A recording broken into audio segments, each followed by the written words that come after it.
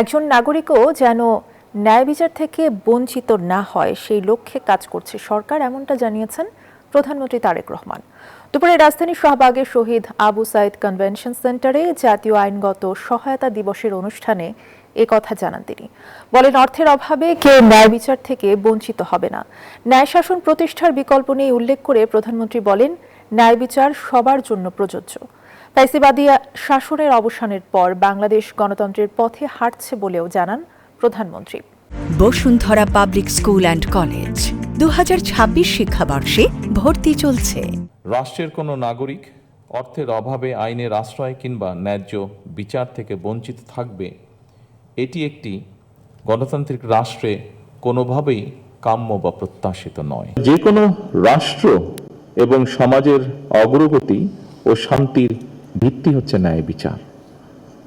সব যুগেই মানুষ যা চেয়েছে তা হলো বৈষম্যহীন একটি সমাজ ব্যবস্থা, যেখানে তারা সমমর্যাদা এবং অধিকার নিয়ে বসবাস করবে।